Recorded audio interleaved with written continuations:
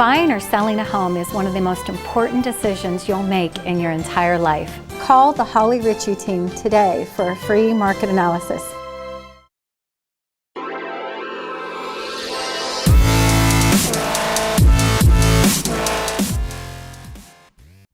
Good evening, everyone, and welcome to another edition, and the Happy New Year to everyone, January 2021. Hopefully you had a great holiday season. This is Spanning the Need, and I'm your host, Anthony Spano. Now, we all talk about we ate too much, we spent time with our families, which this past week couldn't spend it with the big families. Normally you probably have 30 or 40 people, but you are a close-knit family. Today on the show, I have Heather Fronk, a Heather and lifestyle coach, and the former Mrs. America 2016. Heather, thank you for joining me tonight. Thanks so much, Tony. So let's talk a little bit about kind of your past and kind of where you started to how you got to today. Talk a little bit about kind of where you were in the past and how you got to where you are now. Absolutely. Well, first, thanks for having me, Tony. I always love to share my passion with everyone, so I hope you get some useful information out of this. So basically, I am a corporate banker, gone health and fitness life coach, and it's been in a span of the last year and a half that happened. So a little bit about me: I've been a corporate banker for 14 years, so all of my adult life. As soon as I graduated college, and actually while I was still in college, I started in banking, worked my way up, made a tremendous career out of it, accomplished every title that I wanted, accomplished the salary range that I wanted. And sometimes whenever you get to the end of that journey, or there might come a point during that journey where there's still something that's unsettled and something that just doesn't feel like you're really fulfilling your purpose. Now, back up a couple years, probably actually 3 years, January of 2018. Hard to believe that's almost 3 years ago now. Wow, time flies. I know. So I started this health and fitness journey because I did not grow up an athlete. I was in band, I was in orchestra, I always did music. I really had no concept of how to eat well or how to take care of my body. So when I started competing for Mrs. Ohio back in 2015, that's whenever I dropped 30 pounds. I started learning, what clean eating meant, and I was starting to learn about exercise. But I was like, I don't like to exercise. I don't like to do all the things because I just want to be thin. That was my goal, to just be thin. So I competed, I won the next year, and I went on to Mrs. America, and then I was done competing. And when I gave up my title, I found myself, like we do with other goals, I reached this goal, and then now I was left with, well, what's next? And what that showed me that I didn't even know at the time, is kind of hindsight, is that it's because there was something inside of me still I had to figure out. So my goal was to start this program that was 80 days in January of 2018. And I had no idea how God was going to use that journey to stretch me and grow me and help me realize just how strong I was. Not on the outside, because what you are on the outside is a true reflection almost all the time of what's happening on the inside.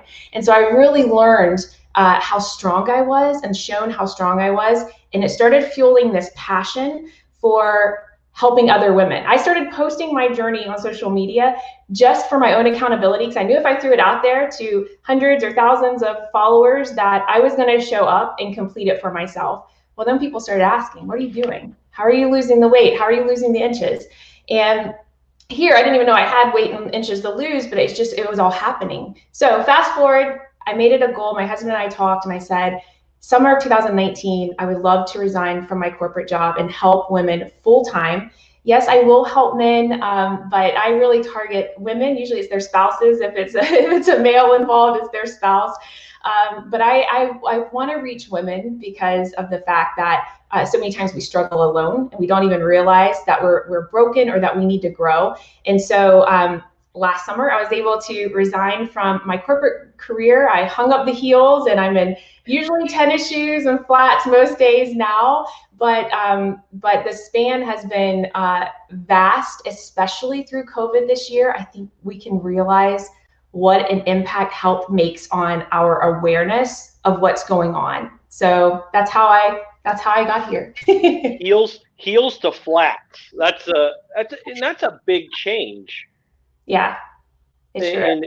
And you talk about that you're more doing kind of the spouses instead of the gentlemen, and it's probably that it works differently on the types of eating habits, the types of what you do during the day. Some people sit at a desk for 8 hours, some are physical jobs.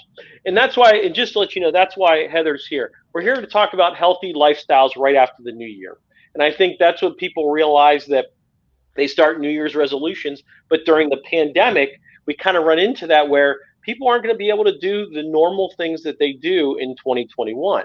So Heather's here to share her story in health and wellness and kind of how to do stuff at home that's very easy and very simple. Now, Heather, what have you learned through this pandemic that really has changed some of the ways that you've done stuff? So I'm in this process of really growing my business, having just stepped away a year and a half. And, 6 months after, I felt like I was getting in my groove. You're right. A huge transition from, thankfully I always had a very flexible job. I could work at home. I could be at my child's Christmas parties or whatever. I was homeroom mom. However, there's a big difference in flexibility and true time freedom. And what I realized is that as fast as this life is going, I wanted true time freedom, which is why I stepped back or stepped away. I don't want to say step back. And so 6 months later, the pandemic hits. And while I was already in a season of growth, all of a sudden, the people who they would never work out at home because they only get results at the gym, or the people who were super skeptical, or the people who had done nothing so far, but maybe now they were looking to make their health and fitness journey a priority to help maybe increase their odds of not getting the virus, or make sure, we can't prevent necessarily ourselves getting anything, whether it's the virus, the flu, a cold, cancer. Like, there are things that obviously are totally out of our control. But what we can control are the fundamentals: nutrition, exercise, and rest. 3 components that are huge whenever we're looking at our total health and fitness journey. They're equally as important. And so what we can control is the effort we put into those. If we are showing up every day and in some way moving our body, fueling our body, eating mostly 80-20, clean or good, we're increasing our chances greatly of maybe building up immunity against certain things. Okay. Disclaimer, I'm not saying that by doing this, you're going to not get COVID or the flu or anything else, but I can at least know that I'm doing my part of trying to take the very best care of myself and increase that. So what we saw is back in that March, April, I was slammed. People were just reaching out. And the biggest thing too, during the pandemic, most nights my husband would say, how many people did you counsel today? And so for me, it became a mental toughness and nurturing side of things. Besides the physical part, I think we've all seen how much mental health awareness has probably come onto this year. It is the number one component, I feel, of your health and fitness journey, because like I said, your outside results come from what's going on inside. And so if this isn't right and this isn't right, you're not going to be motivated to do all the other things. And so it's really getting yourself in a good headspace and changing your mindset around that. That is a lot of what we worked on this year, even those who had been in their health and fitness journey. And we're seeing another wave of that right now, right? We're coming out of summer where it looked like things were kind of getting better and lifted. And now, at least here in Ohio, we're seeing surges. And across the country, we're seeing surges. And it's almost like PTSD a little bit. People are starting to, if they haven't had any trauma based on the year, you're starting to see that again. And so that's probably been the biggest thing that I've learned this year. And also that I've had to take a step back and also take care of myself, because I'm one that wants to take on everyone else's. I want to help them in any way that I can. And what I realized is I was maybe not taking care of myself the way that I should have been, even though I was going through the motions. And so that the last 3 weeks, this week, my husband and I have been doing a 21-day detox, and we've been completely focused on nutrition, it's amazing what our bodies can do in such a short amount of time. So that's kind of and now everyone's already had their Christmas dinner. They've had their New Year's. Well, I don't think many people were out New Year's Eve because of the curfew. Let's start kind of from square one. Let's start kind of this journey. So I'm an individual that I ate a lot. It's that normal, just New Year's, I want to get back in shape, New Year's resolution. How should someone start kind of into the new year and really become eating healthy and just wellness? So what's kind of step 1 and step 2? What do you recommend? So step one, I would say is, so I know that I'm probably going to go against the grain here, but I don't really believe in New Year's resolutions. Actually, my team and I just got done finishing end of year resolutions because we wanted to start into this new year super strong. Side note, there's no magical thing about January 1st. I mean, we always think that New Year's, which is why if there was something magical about January 1st, in February, the gyms would be just as packed as they were January 1st. So, or December of the following year. Correct. Yes, yes.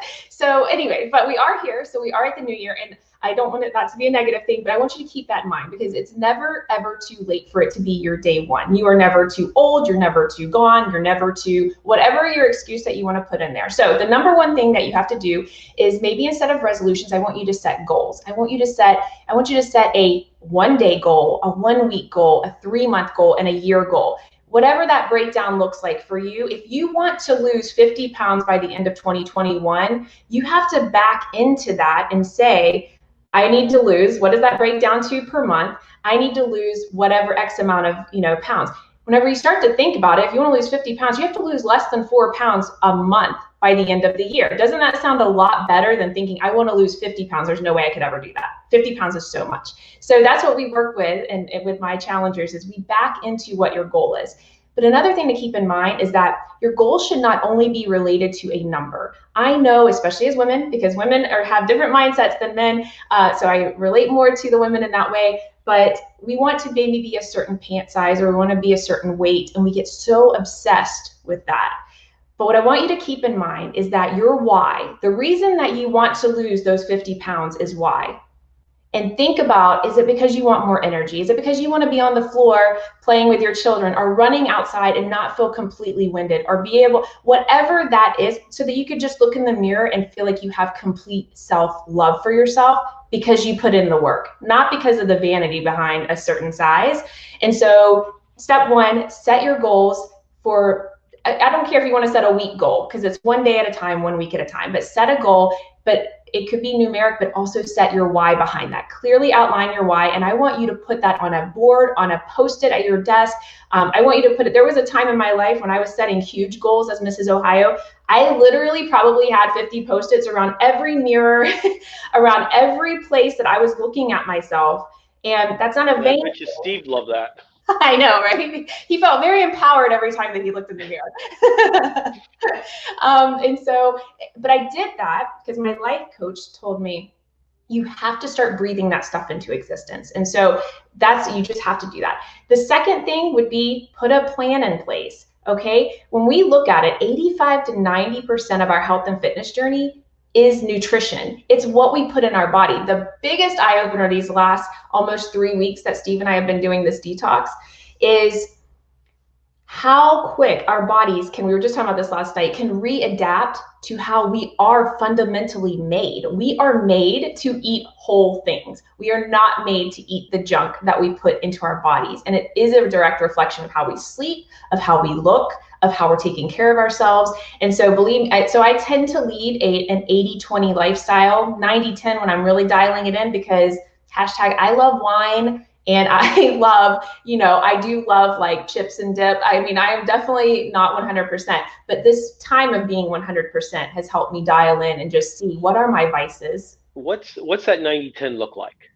So 90-10 is going to be almost, most days. If we have a 7-day week, then I do have a cheat meal during the week, or I do have my glasses of wine, but it's staying, it's me planning ahead that, okay, I'm going to crush this week, my work week. Now this weekend, which is when most people derail, because it's like 35% of your week, then most people will like go off the deep end, right? They're like, oh, I was so good Monday through Thursday. And then the other third of their week, they're completely going. And so what I do is I'll look ahead and I'll say, okay, I have dinner out because I have date night on Saturday night. Well, what am I going to do all day Saturday? I'm going to stay on point. I'm going to get my workout in. I'm going to get my superfoods in. I'm going to do what I usually do. And then I'm going to save some of my treat stuff for that night. And that way I don't feel deprived. I'm not going to dinner and sitting there scrutinizing and thinking, what do I need? Man, I just binged earlier, or Friday night I really went, I don't know, it's the guilt and the cycle. And so 90-10 is 90% of the time during the day and during the week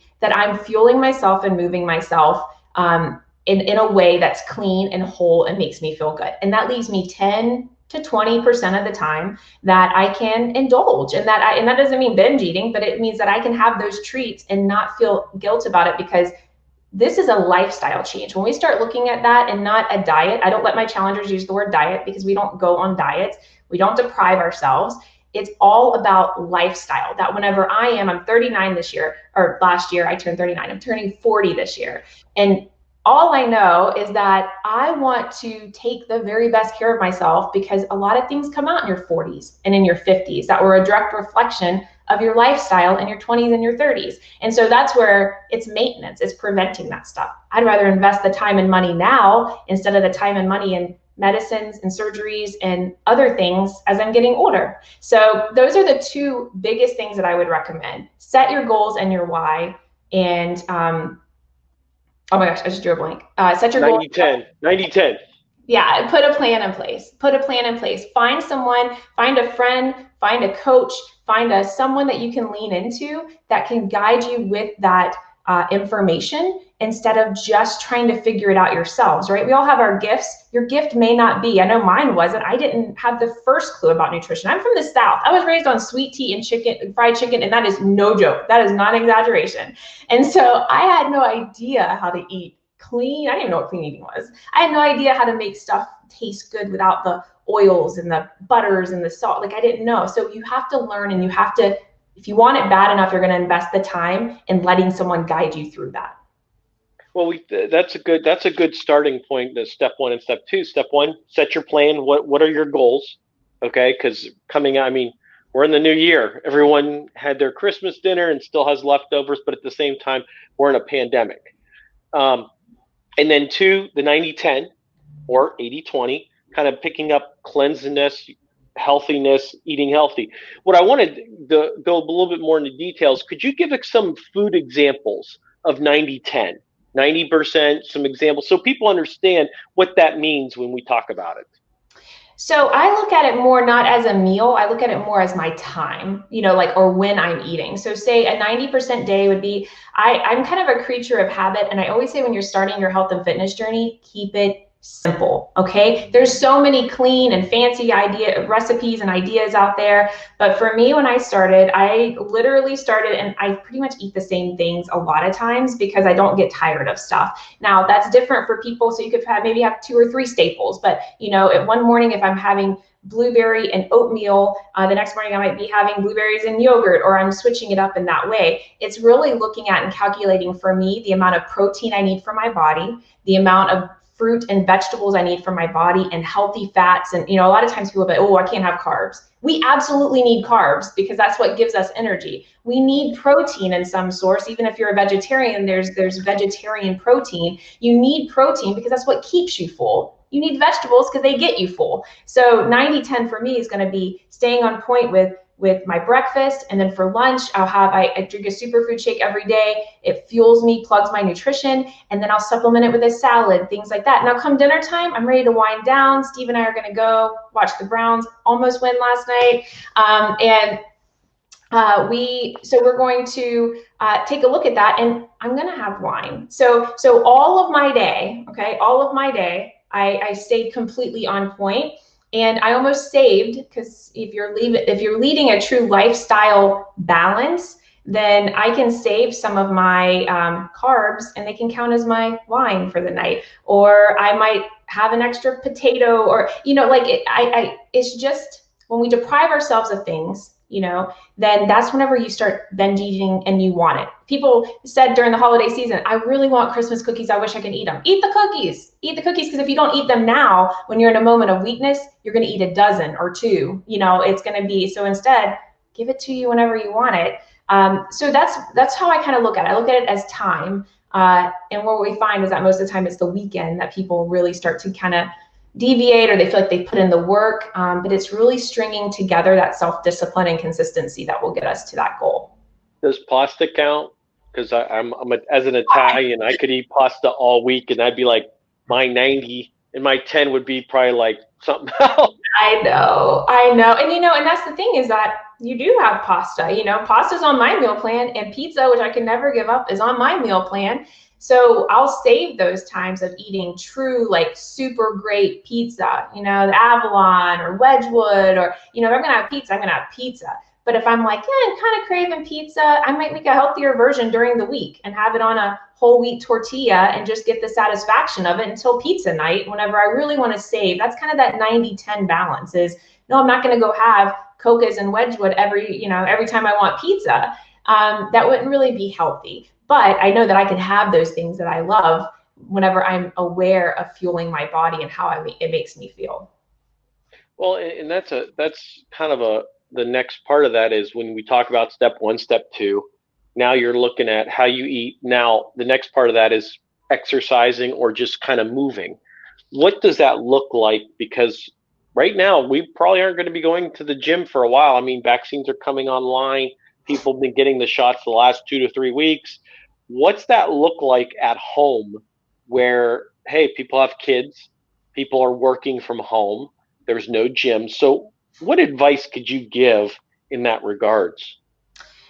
There is, I think, a true stigma to working out at home, that you could never get the same results. And if you follow me already on social media, on Instagram or Facebook, you can find me by my name. But there are so many great results that I've done, I've done 20-ish of our programs so far where I work out right at home. And yes, there's some fundamental equipment that you need, but our trainers, if you find the right trainer, they're going to guide you through the movements, the consistency, a workout calendar. It's all about a plan. How often, and I've had challengers that do this, they go to the gym, they're busting their butts, and they see no results. It's because we're going, and this is the best. I always love going to work out at hotel gyms whenever I travel, because now what I do is I put my AirPods in and I have my trainer talking to me in the background. The same one I would use at home is the same one that I would use working out at a gym. But it's the best watching people come into the gym that, he'll go over there and do a couple of these, like lounged back, but anyway, so that's kind of the extreme side of it. But I have had challengers say, I'm busting my butt, and it's because they don't know what to do. You know what the machine is, but how many reps of something should you do? How much weight should you be using? Do you have anyone at the gym telling you, and this is not to down gyms at all, but how often do you have guidance around that to tell you? So the beneficial thing to me about working out at home is that it has to be clear cut, it has to be easy, and it has to be effective, or people wouldn't use it.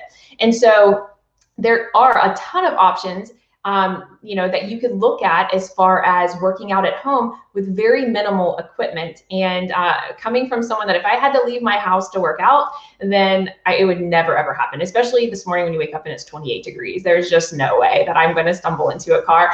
But yes, you can absolutely get effective workouts right from your home. Yeah, and I'll be the first one to admit, it's like, okay, I've done the same thing, and I've gone to the gym or in the past and done the elliptical, ran some movements just to keep, for me, there's no weight that I'm going to be able to gain. It's more of toning, making sure I'm healthy, heart rate and stuff like that. How are some people just like me, someone like that, we don't really want to lift weights or do anything? What would you suggest when we don't have elliptical or we don't have those types of big machines, but all we want to do is just keep moving, just making sure we're exercising because we're congested in our houses? Mm-hmm. And like you said, it's 30 degrees outside. Yeah. What suggestions do you have for individuals like myself? Now, like I said, there's other people that know how to lift weights and stuff like that, but I'm that person that just wants to get moving, keeping my body moving and stuff like that. Yeah, absolutely. And so that's what's really great is that there are so many different types of workouts. And that's where I work with women from, we might start with yoga or Pilates to end up doing like a stepper workout, which isn't like the 80s stepper workout, you're in and out in 20 minutes. But what I would suggest is there are so many resources at our fingertips with YouTube and with Google a circuit training video. There are so many things that you could do between burpees and planks and jumping jacks and mountain climbers. And there are so many of those things that could be incorporated that you could be in and out in a challenge in probably 15 minutes, 15, if that, 10 to 15 minutes some days. Again, you said getting your heart rate up. Whenever we get our heart rate up and we're moving our bodies, it creates endorphins, and then we can fight the seasonal depression, or we can just feel better. We can have that feeling of, okay, I got something in, I got my heart going, I feel good. All of that requires no equipment. It requires minimal space because you can do it right in like a smaller room. And then if you're interested in something that's a lot more defined and intense, or not even intense from an intensity level, but a lot more defined in like a true program, feel free to find me, because I can help guide you with our 700 or 800 programs that are available that I do on a daily basis. But yeah, I would say just YouTube. There's not one specific trainer I would suggest, because I think that there's a lot of different free material out there if you want to just look for circuit training, circuit training with no equipment or very minimal equipment. You're going to find some really great resources. Yeah, and I think that's a great point. This is just something to keep people moving, keeping them, just getting the heart rate up and just making sure they're healthy. Now, is it going to cure you? No, it's just to get you motivated and moving. Now, like we talked about, if you're looking for that set goal that you really want to make a difference, get out of that PSD, the kind of mental check that we're going through right now. I think you bring up good points. Step 1, step 2. What would kind of be a step 3 if there is one? Step 3 would be just stay consistent. People ask me all the time, Heather, I just had this question yesterday. Heather, how do you have your willpower? I wish for one day I could have your willpower. Guess what? I don't think any of us, this is my opinion, are born with like super duper willpower. Some people are better at it than others. Some people have more willpower than others, but ultimately willpower is not something that's just naturally gifted to us, in my opinion.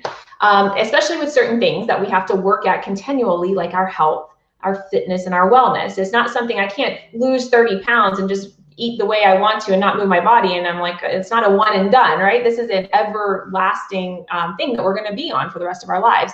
And so I would just say the third part is, it's kind of two-pronged: staying consistent and staying persistent. One of my greatest quotes that I love is motivation gets you started and determination keeps you going. Because we all feel motivated at the beginning, right?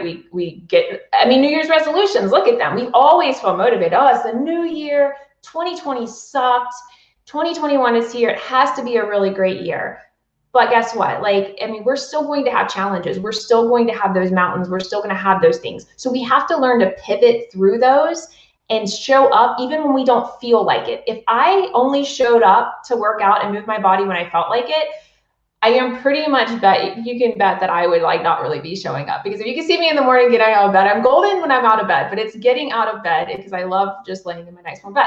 But once I'm up, I'm good. But that's the consistency. It's the muscle. It's that willpower muscle that it's been developed in me. Like I would develop my own physical muscles. It's truly something you have to work at, and it's doing it whenever you just don't feel like it, because you will not always feel like it. And the other part of that, especially, again, Ohioans, we have more of the gray skies during winter, and then seasonal depression is a real thing. But all year long, I always recommend personal development. And personal development has been something that, again, it starts with your mindset. It starts with changing how you're looking, not only at everything else, but how you're looking at yourself. One book that I've been reading, it's phenomenal if you're looking for a good read, is Think Like a Monk by Jay Shetty. And it truly talks about training your mind for purpose and peace day in and day out. And so this is a super good book. But personal development, taking that 10 minutes in the morning when no one's awake and your kids aren't crawling on you, or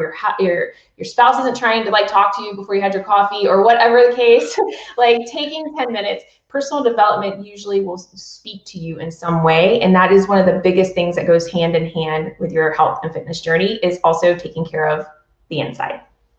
Yeah, I think there's a lot of people that we all probably know that have a hard time getting up in the morning. But once you're out, it's like just trying to roll out of bed, especially when it's 30 below zero out. Right? I know. Well, and that's a great advice. What other information and additional information that you can give people that really you've come across over your journey that would help people? It could be other than books or websites. We've talked a little bit about that, but anything outside of that you would have never thought of that came across? For me personally, and I believe in this 1,000,000%, it's community. And I feel like in an age whenever we are so connected, we're also the most depressed and the most like lonely people. Usually, you know, that's the statistics you read. And I don't have them directly in front of me, but if you look it up, you'll see it.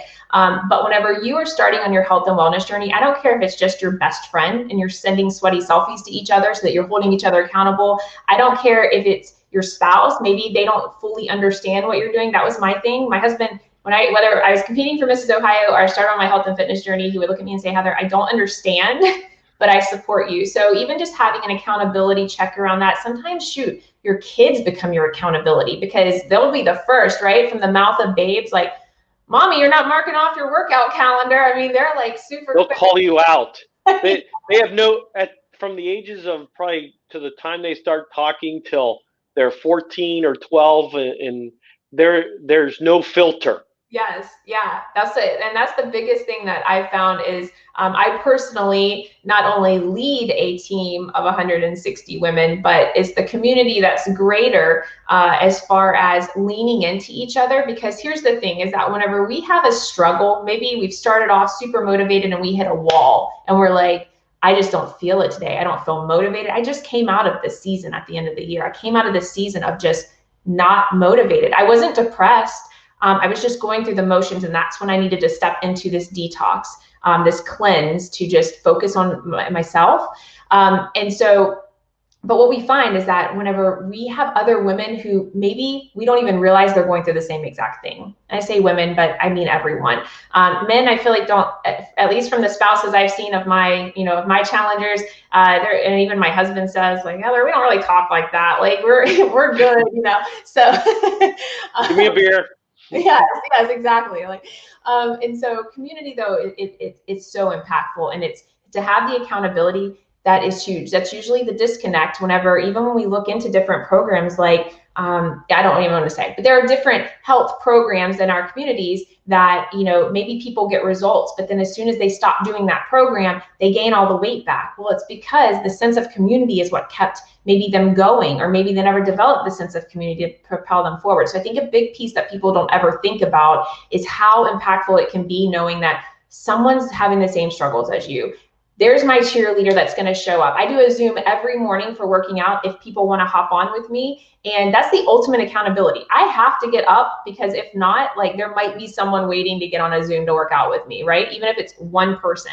And so finding whatever that's going to be to motivate you, or like me, throwing up your random workout stuff just to hold yourself accountable on social media, or again, sending it to a friend. So whatever that would be for you, finding that sense of community and someone to help support you and to give you tough love on the days whenever you just don't feel like it, because we're a very feeling-based society. We want quick results. We want everything fast. We want our food fast. We want our transactions fast. We want to be in and out. We want our groceries delivered. Like we are so fast-paced now. But unfortunately or fortunately, health and fitness isn't like that. It's a journey. It's truly a journey and a lifestyle change that you will always be working on and tweaking based on the season of your life. Well, let me ask you this. So let me give you an example. This is just an example I've heard over the years. Hey, I'm going to do my workouts. I do them for a week. I see week or two, I see no improvement. Do you get a lot of that? Yep. How do you deal with someone like that? Like, is it mental or what? Explain a little bit about that. So it's mental because, again, we live in a quick fix society. We want to be able to take the pill that's going to make us, it's so funny because I'll watch other health and fitness people, and this isn't any type of comparison, but the biggest response is they'll show, oh my gosh, I lost 10 pounds in a week. And people are flooding, right? It's like 300s of comments. You're just like, oh my gosh, these people, I make a post, I might get 25, but here's the thing is that that's not sustainable, and you may not know what you're putting in your body. You don't know. That's not a lifestyle change. If you're not working on the mental part of it to get you where you want to be, you're going to be doing this and yo-yo dieting your whole life. My favorite challengers are those who's gone through all different kinds of programs. They've done keto. I didn't mean to roll my eyes at that, but they've done keto, they've done Atkins, they've done Weight Watchers, they've done all of these things, right? And they got results during them. But guess what? Now they gained all the weight back and they're like, I'm finally ready, Heather. I see you now 3 years later, still showing up. Like 3 years is a long time, right? And thinking ahead. And so for that person, it starts with your personal development. It starts with your why, because if you outline, my why has always been, it started with being my girls. I've added to my why now, and it can change some because now I have a whole community of women that also rely on me. But it started with my children, that my daughters, I wanted them to know, for one, I wanted to show up and be the very best mother I could be to them. And what that meant is that I can serve them better and give more of myself if I was okay. And then the second part of that is I wanted to show them what it meant to take care of yourself, because especially as women, we struggle with a lot of the stuff with social media and with comparison and with Photoshop and all kinds of things that just is not realistic. And so I wanted them to see that my goal is not skinny, it's fit, it's healthy, and talking to them, and so that they know as they get older, which now I have a 19-year-old, which is crazy, how to fuel yourself and how to take care of yourself through those seasons of life. And that mom isn't just fit because she doesn't try, like, like it's just natural, because it's not. It's something you have to work on day in and day out. And so I always tell, back to your question, that person, trust the journey. And if you don't see any results by the end of one of my programs, I need you to look in the mirror. If you don't have a health reason for it, if there's not something in the background, I have to have you look in the mirror and say, did I really go all in? Or, I just finished a program before I did this detox, and I 6 weeks. I got done with that 6 weeks, but because I ate like crap and didn't dial in my nutrition, besides a stronger upper body and strength, I had nothing to show for it. And so that's where so I had to be true to myself. I couldn't even beat myself up. I wasn't even mad about it. But that's whenever I had to pivot, and I needed to make a change, because there's something that had to change, because if nothing changes, nothing changes. And whenever your fear of being uncomfortable outweighs your fear of staying the same, that is whenever your change is going to happen. Whenever you're ready, even though it scares you to be uncomfortable, even though it scares you to work out because you don't like to work out, when that becomes greater than our fear of staying the same, we don't want to stay where we are. We don't want to be in this place a month, a year, 10 years from now. There are big things that happen in that, and that's what we're seeing right now.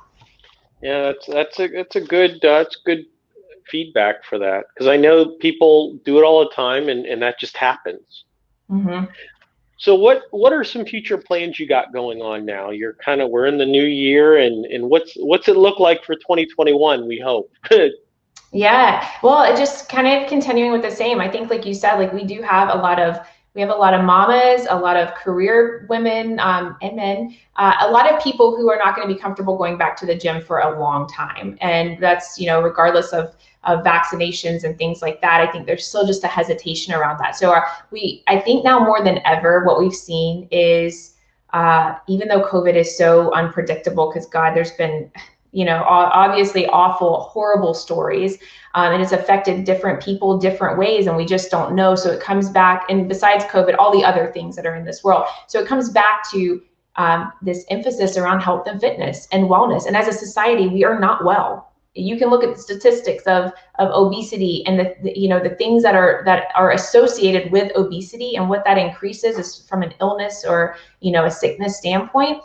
And so for this year, personally, I am in the midst of a 9-week program that I started January 4th, and it's going to be epic. And so and it's at home, but just really focusing on, for me personally, reaching as many women as I can, because again, that community is what it's all about, and really just kind of weathering this storm of what this is going to look like, because it's not just going away. And if anything, again, I think the awareness around that and how we're going to fuel ourselves and fill ourselves is going to be super important into this year. Well, and so if people want your advice, or they want to find you, how can they find you on social media? Yeah, and Tony, I'll make sure that I get over like my exact like handle and stuff. But you can find me on Instagram, Heather.Fronk, just my name, Fronk, and then I'm on Facebook just under my name. I'm pretty easy to find, I think, if you type in my name. But I would love to connect with you. Instagram's probably the best way. I'm kind of at capacity with Facebook, but through that way, and that's just usually through messages in that way that we can connect and get you started if you're looking for another solution. Well, Heather, I appreciate your time. I know you busy schedule after the new year, and I'm glad you came on. Yeah, thank you, Tony, so much. I appreciate it. Not a problem. Now, every person that comes on my show, I ask them 5 questions. I call them 5 fun questions. Okay. So the answers can either be professional or personal. Okay. Okay. What is your best accomplishment? My best accomplishment are my children. Okay. There's none wrong. There's no wrong or right answer. Best memory. Best memory. Oh gosh, there's a lot of them. Of course, family and kids and all that stuff, you know. But my best memory is probably going to be when I was crowned Mrs. Ohio. Oh, that had to be a nice experience. Yeah, it was amazing. And you're actually still involved with that, aren't you? Yes, my partner and I, we actually own the Ohio circuit. So I was able to transition from being a competitor to being a director. And I have to say, as much as I loved being Mrs. Ohio, it is a ton of fun being on the other side and being able to encourage those women and grow with them through their journey too. Okay. Best experience. Oh, best experience.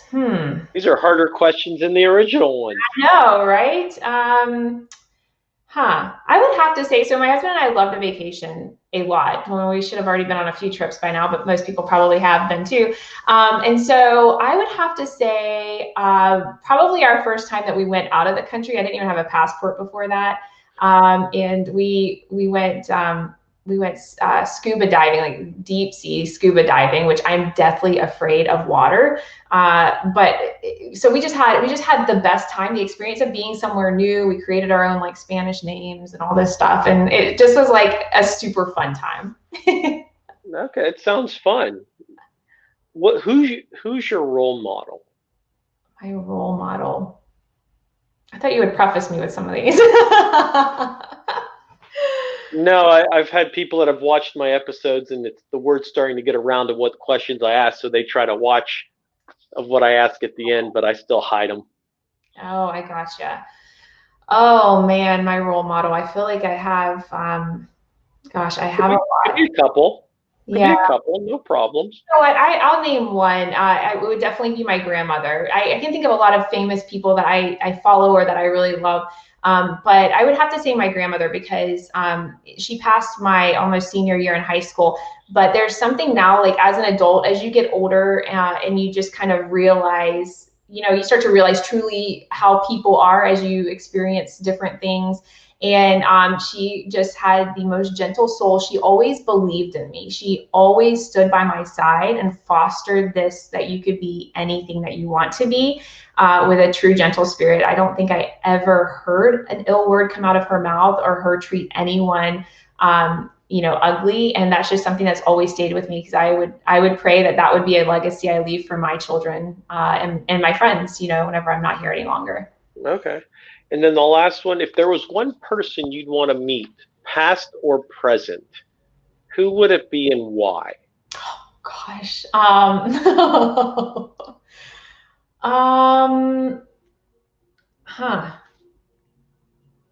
Okay, that one is probably like the toughest one. I don't know, Tony. Honestly, I don't know who I'd want to meet.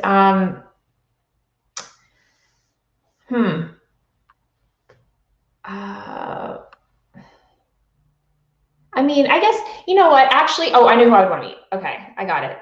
I would, because we've watched all the seasons now of The Crown, and now Oh boy. Now I've even gotten Steve obsessed with the royal family. So I would completely want to meet Princess Diana, especially like learning now more about her story, like that she was younger than me whenever she passed, which as a child, I had no idea that she was that young. She was only 36 years old.